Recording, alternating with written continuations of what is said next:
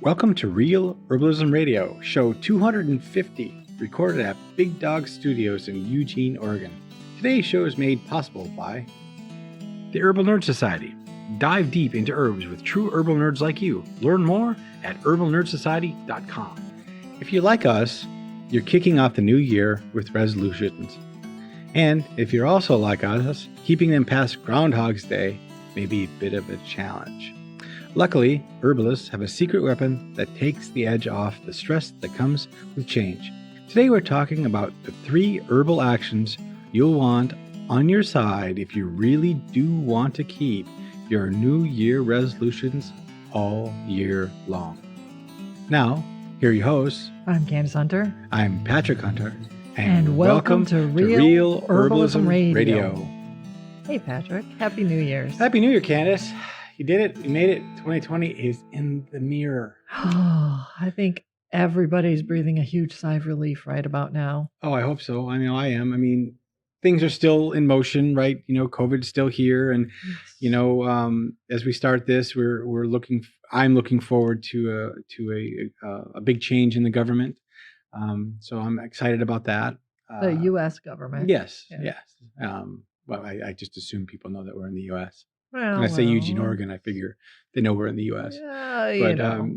And I'm looking forward, and this is the first year that I'm really looking forward to the warm weather again. Usually I really enjoy the rain and the coolness that the Pacific Northwest brings, but I'm really looking forward to the summer. Well, last year was so exhausting. Yeah. I mean, it was just exhausting from the get-go. It was exhausting. And now we've reached a point where we're like, half of the world is in winter right now, and we're exhausted and we're tired and we're trying to make it through.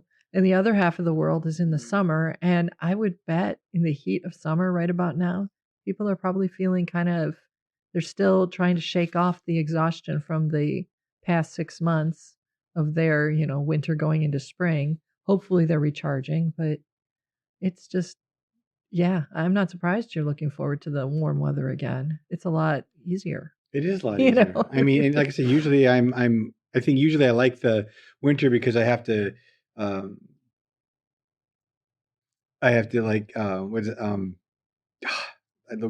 lost the word. The thing we have to do for COVID. Yeah, shelter in place. So you get to isolate. Yeah, in winter I get to isolate more and do that. And because I've had to do that most of the year, you're ready to be done. I'm ready to go again. And I really miss the summer because during the summer months, at least last year anyway, you had the wind, you had the sun, and we could go. Yes. I could go golfing and be with my friends, but be distanced. My gosh. Right? I frequently over the last 6 months have thought about how very fortunate we've been to have to go through the first pandemic worldwide, huge ass, everybody has to isolate everywhere pandemic through the warm months first. It began for us in the spring. So we had summer on our side. We had the warmth. We had something to help keep our spirits uplifted. I have so many times thought about all the people down in like Australia who were on the opposite side of the seasons. So they walked into it in the fall. Right. And they had to go through winter. And I cannot imagine how hard it must have been for them to get through that first half of pandemic because it's, they're walking in, it's a shocking change. And then it's all this dreary, cold, run you down kind of weather anyway. Like, but yes, but I think, if that was the case, though, they were already going to get ready to shelter in place because of the weather anyway. Would you think it might be easier? I don't know, because most of the people, like you say, you shelter in place in winter, but you do not. You're just as active all winter long on most winters than I feel like I'm less active, and I feel like I'm more shelter in place. But the point is that anyway. So last year, it was a tough year. It was a tough year. I think there's a lot of, as the year always turns, the calendar always flips over at this time. Everyone kind of looks forward to the new year, and it's a nice reset. And as we know, and you've seen it already, and I'm sure stores and sales and those things, that guess what? It's New Year's resolutions time. Oh yeah. It's the perfect time for people to say, after this and no further. Yep. And if you're like me, I've spent the last 9 months in quarantine, probably upticking my alcohol content a little higher than normal. Carbs, higher carb diet. Higher carb diet. Been. When we started last year, we had some really big New Year's resolutions. One of them was that we went vegetarian. Mm-hmm. We still are. One stayed. Keeping your resolutions past January is really tough for most people. It is. I mean, it's just a really tough time. Right. And then, so not only is it tough after January, but it's also tough when you throw in, the pandemic. We're walking into our New Year's resolutions already a little bit stressed and tired. Mm-hmm. And many of us are looking at it and we're like, well, we could bury ourselves in the holidays maybe and ignore the financial strain and the health strain and the other stuff. But in January, you can't keep ignoring it. Right. It's going to get to you. It's going to come out of the closet and dance. Things are going to come to pass for many people as well, financially and all that. Yeah, here in the States, people are seeing unemployment running out, and benefits running out. Government hasn't moved very quickly to help with that. Where, there aren't that many programs left. Grants have all been exhausted. All of that stuff is not there. So people are facing the real winter financially, as it were, too. Yeah. So here we are making our big New Year's resolutions. And I'm thinking, well, how are we going to keep these? I mean, will we even make it past the end of January? How many people are going to drop them? I'm going to be challenged to not drop my New Year's resolutions in about 2 weeks.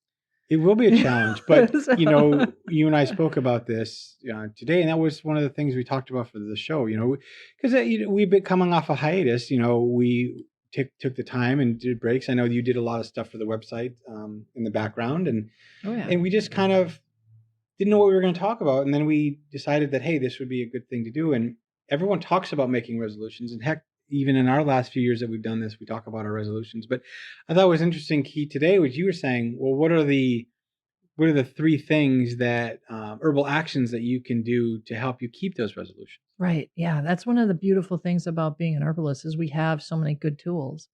And one of the tools that I've been thinking about that's going to be very important, at least for me, and I'm betting for a lot of people, will be to turn to the adaptogen herbs. Okay. And so for the uninitiated, what is an adaptogen herb? Because that sounds like a really highfalutin name. It does sound all fancy pants. There's an even fancier pants name for it. Tropo-restorative. Ooh. Oh, man. So I can totally geek out over these words. Right. Wow. Okay. So the adaptogen or tropo-restorative. Okay. Let's just keep it after the essence of these herbs is that they help your body adapt to stress. Okay. Usually when herbalists offer up or suggest an adaptogen herb to someone, to a client, they're going to suggest it for a short-ish duration of time, maybe as much as 6 months. The idea is that the herb will help it'll help relax your system and boost your energy at the same time in a way that's healthy and balanced. So coffee, for instance, does stimulate, but it's not adaptogenetic. So it doesn't help your body adapt to the stress. It actually creates more stress on your system. That's not to say that coffee's bad, but it's definitely not an adaptogen. Right. An adaptogen would be something more like Gotu Kola, which is a very gentle and mild adaptogen. Helps your body deal with all the stress hormones and relax and not produce as many of them. So it helps your stress response. It helps your body rebuild and repair the damage that's happened as a result of stress. And it helps give you just a little bit of a boost of energy. Gotu Kola is one of the gentlest, quietest ones. And that's one of the ones that if you wanted to use it past 6 months, if you wanted to use that for years on end, if you wanted to use that every day for the rest of your life, you could safely do that. And for Gotu Kola, there are very few potential reactions. It's generally considered safe for like everybody. Mm-hmm. Ashwagandha is another one. Shatavari is another one, those two. Shatavari is less considered an adaptogen. It's more of a hormone balancing one. But for women, hormone balancing can be a key to adaptogenetic types of actions.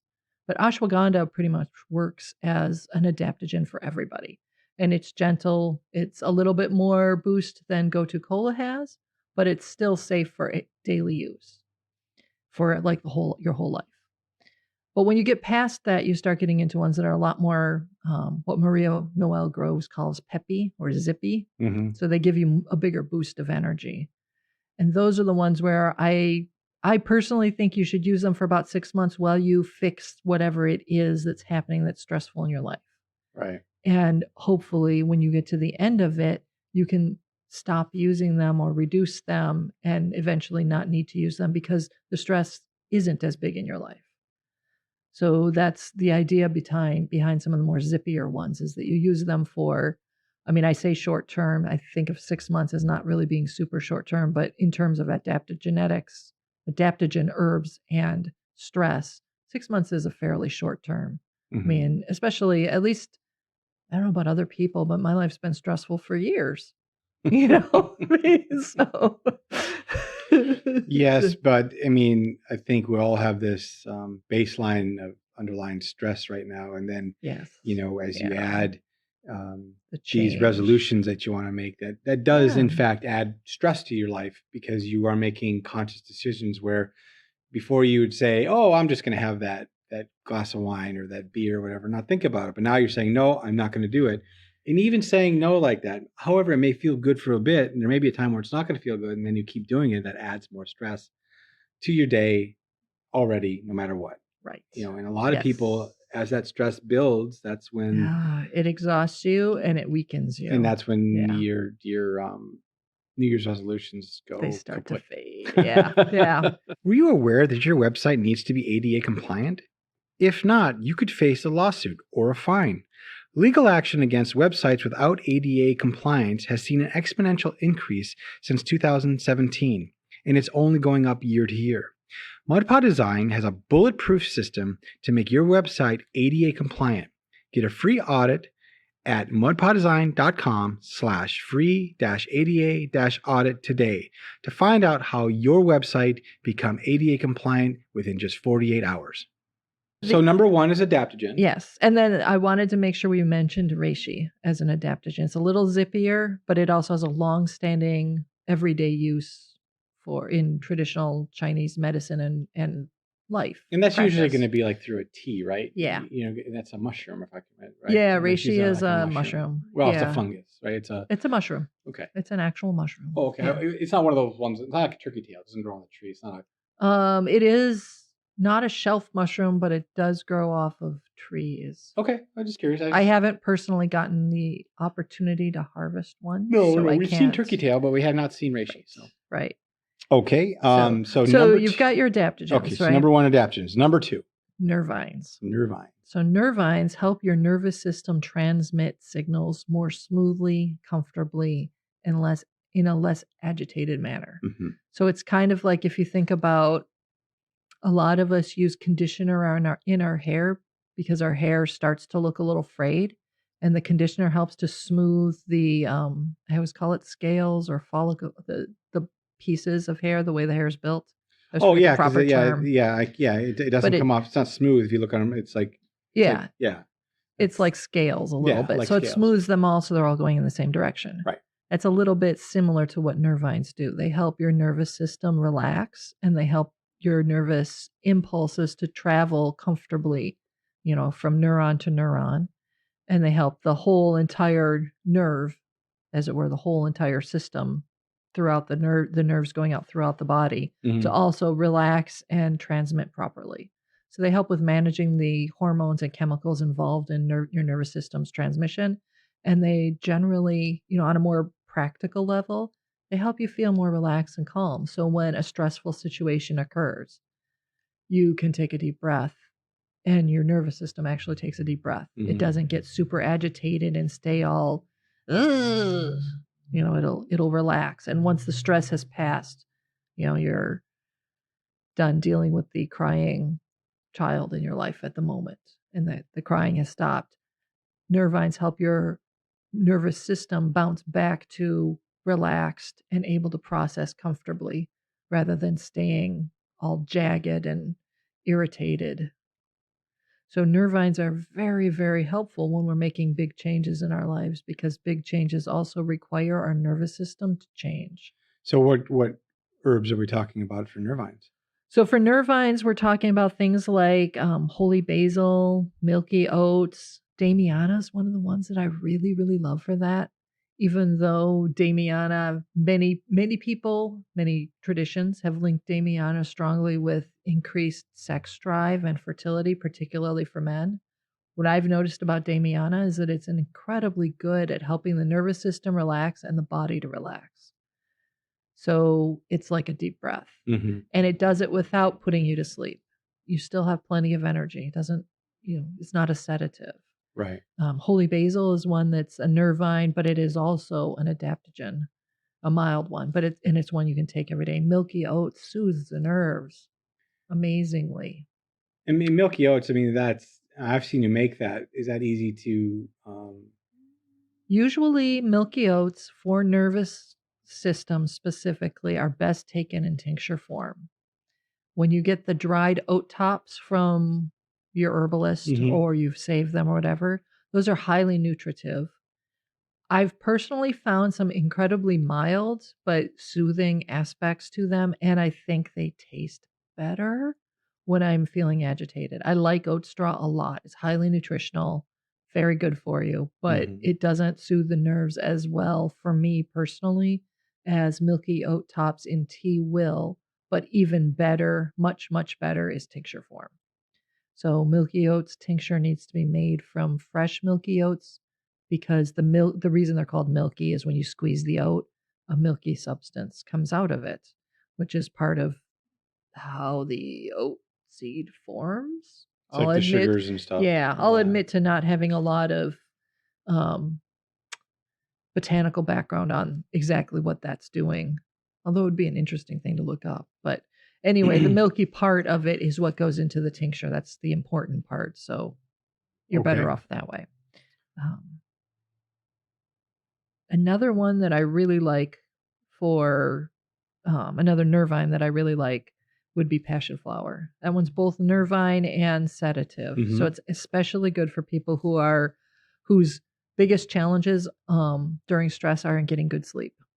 So passion flower is a really lovely one too. And you can take it anytime during the day. It's one of the ones that if it's a sedative, but it won't put you to sleep if you take it in the morning or the afternoon or whatever. In fact, taking it 2 or 3 times a day will generally help you get a better night's sleep. Why am I not taking this? Because you chose to not to. I mean, we have it. So there's one more action, though, that I think people really should seriously consider looking for if they want to keep their New Year's resolutions, especially if their New Year's resolutions are asking them to make a big change in their lives. And that's a digestive. Okay, so number 1 was adaptogen. Number 2 is a nervine. Now your number 3 herbal tool is digestive herbs. Okay, digestive herbs. We're going to be clear that I have combined 2 herbal actions into one word. Okay, so what were the 2 herbal actions? The actions that I'm looking at here are bitters herbs, which are supportive of our digestive organs of elimination. Okay. But also supportive of the digestive response. Okay. So bitters herbs are particularly well linked with supporting the liver. But I broadened it into the word digestive to include overall sours and digestive or not digestive, detoxification herbs. So the reason I did that is that when you're going through a lot of change, you've got to essentially digest new experiences in a new way. The old tools you used, like dealing with a stressful day and having a glass of wine every night. Now you decided you shouldn't have the wine, which is probably good. You probably shouldn't. It's probably hard on your liver. It's going to be healthier to not. Plus, it's a lot of calories. So you know you're doing the right thing, but you're at the end of the day and it's been a long, hard day. And you don't have the tool you used to use to deal with processing all those experiences. Mm-hmm. Good digestive herbs can help ease the burden on your system. So if you have bitters in your diet, and bitters can be something as simple as eating some kale every day, or there's a lot of foods that include bitter elements. Right. But they can also be, if you're not super into salad, you can also look at things like dandelion root or burdock root. Those two both have some bitter qualities to them that help the liver, help stimulate the liver and help it process all the stress hormones, which means that you'll tend to feel less burdened and less tense as a result. The other aspect of, like for burdock specifically, that one also is a diuretic. Dandelion's diuretic, so it helps your kidneys move. It helps your bladder move. It's important to stay hydrated no matter what, but so you're helping to move all of that stuff, all the wastes in your body. You're helping them to move out better. Right. And when we begin, especially if you're beginning, like you're no longer doing the wine and you're now trying to drink more tea or water or whatever you're drinking as your replacement, your body has, because you had an old habit that wasn't great, your body will have stored toxins that it couldn't deal with, wastes that it couldn't deal with in various areas, along your digestive tract. Sometimes it's in your muscles, definitely in fat. We store a lot of excess stress hormones in our fat. So as you change to your new thing, your body's also going to process those out, which is very stressful. So detoxification herbs and digestive herbs help to support all of that and make it easier for you to deal with the change that you're making internally, as well as the change you're making externally. Does that make sense? Oh, yeah. It's a lot going on, but yeah. Yeah, it is. So that's number 3. Yes, that's number 3. And I mean, we already talked a little bit about burdock and dandelion. Those are focused a little more on the detoxification element of digestive herbs. I like wood betony and chamomile a lot for the soothing of the digestive nervous system and helping you feel like you really are in your power. Wood betony is one of the ones that helps your stomach, supports your stomach and your digestive process at the very front end. But it also helps you feel, especially for people who tend to process things in their stomach, so they have nervous stomach, or they get upset and they feel it in their gut, in their stomach. Wood betony helps to soothe that whole reaction and makes you feel more solid and powerful. Like you're not going to freak out and lose it. You're not going to be, defeated or whatever. You feel like you have the power to do this. You can keep making the right choices. Right. You can stick to the resolution. And chamomile helps when you feel, just cranky, when you're feeling a lot of irritability, when the change that you're making is just kind of making you feel a little bit like your inner toddler is having a big old fit. Chamomile's really wonderful for soothing that and just helping you get through it. So excess emotions are often really helped by chamomile. Which, if you have to say no to things, you might have excess emotions. Right? Yes, I know I have already. It's only a few days in. Well, yeah, but yeah, I mean, yeah, we're getting there. So I have a question. So you've got the 3, adaptogen, nervine, digestive, and we've gone through each of those some of those herbs, and then obviously we'll have all these on the show notes, I'm sure. Oh yeah. But here's the thing: is like, so you've got all these herbs you can take. You've got these three things. How do you actually, not only for yourself, add them to your routine or day or when you're having a problem, and more importantly, how do you get your stubborn partner to deal with that? Because a lot of us are, with a person like, our husband or wife or girlfriend or boyfriend or whatever, our partner, and we're doing this together. We may not always have the same resolutions, but we have resolutions, and we're like, hey, I'm going to work with you on this. And once you get that struggle happening and you start to get weak for the day, if you will. Yeah. How do you, as an herbalist or a person that's using herbs, how do you bring this to a daily practice without it seeming like, here, take some more medicine, and here's another New Year's resolution, we're going to have more herbs in our life? Yeah, now you're going to have to take pills every day. Or no, but no, so what? How do you? Yeah. Do you have any tips for people on how to integrate them as part of just being, and not necessarily that they're doing it to help them get through their resolutions, that they're just right.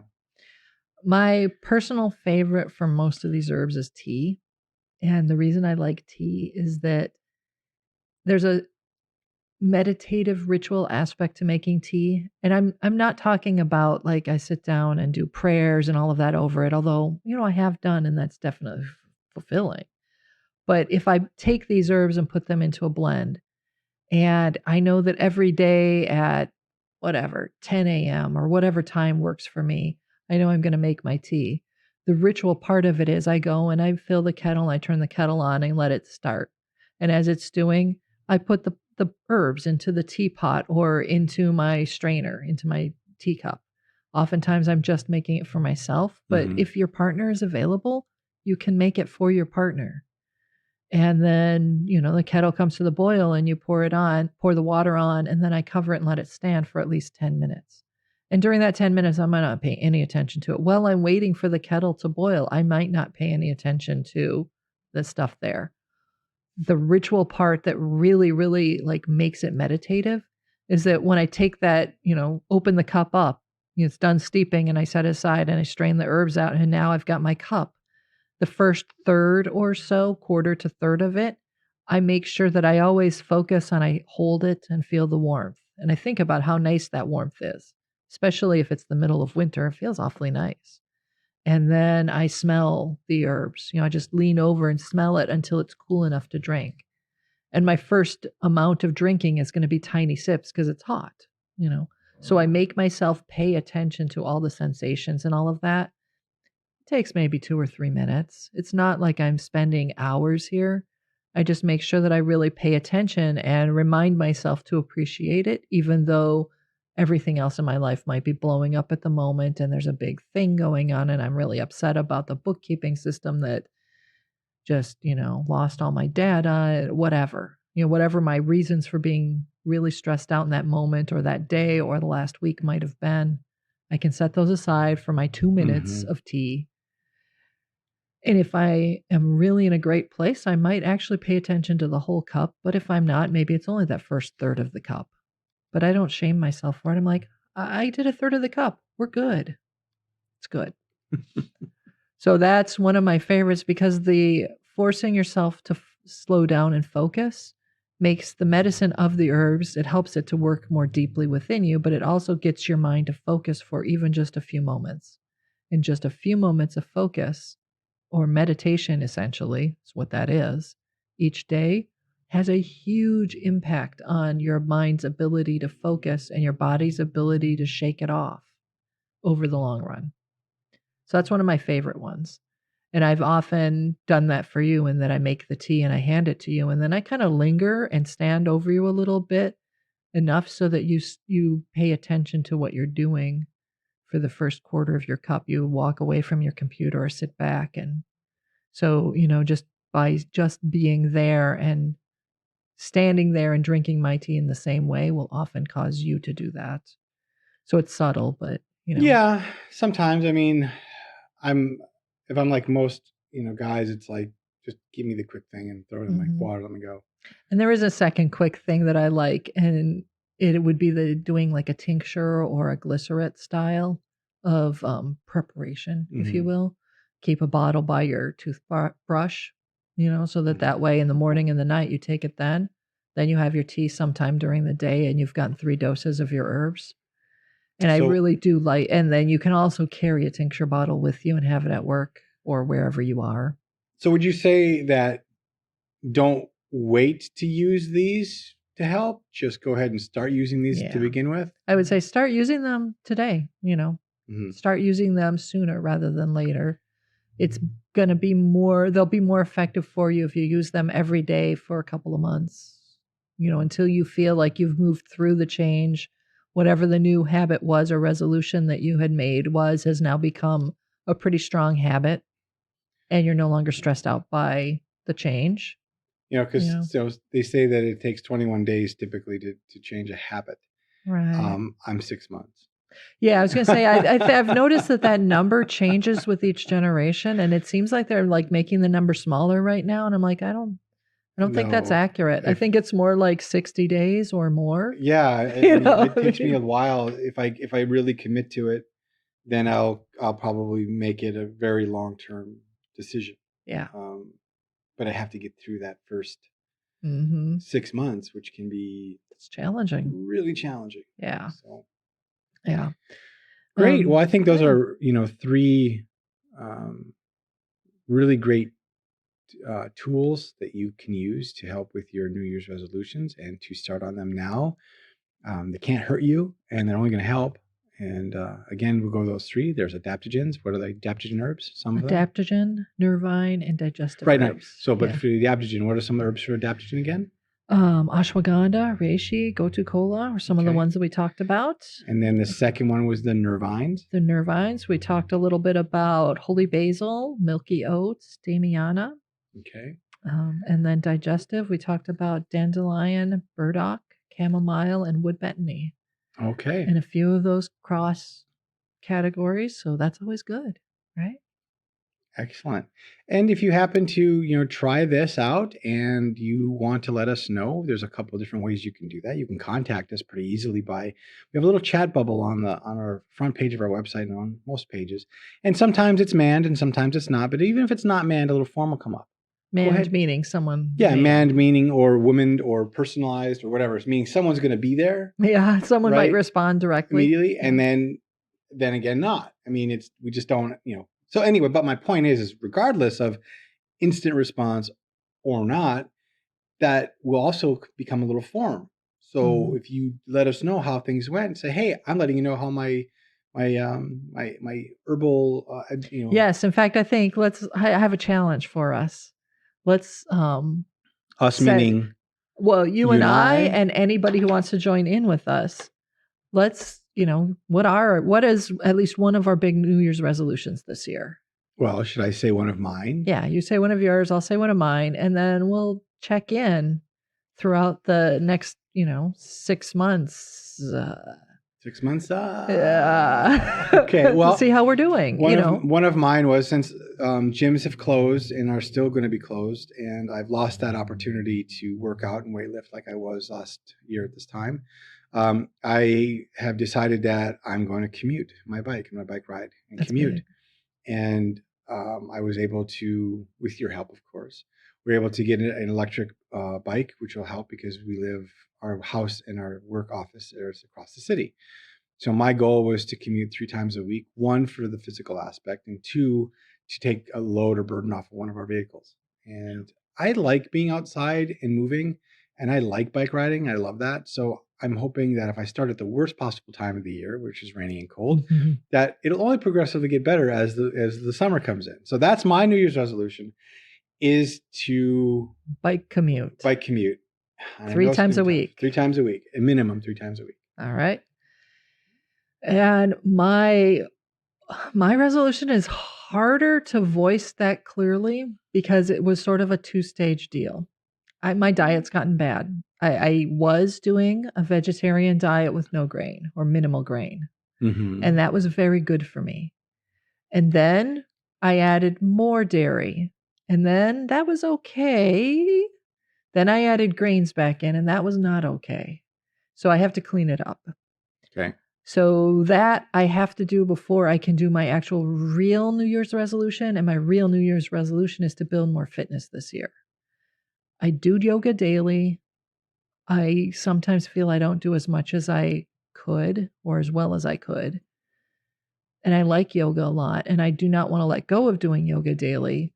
But I feel like I need something that's going to take me out of the house a little bit more and build more cardio for me. So I was thinking of my actual New Year's resolution was to add cardio into my life.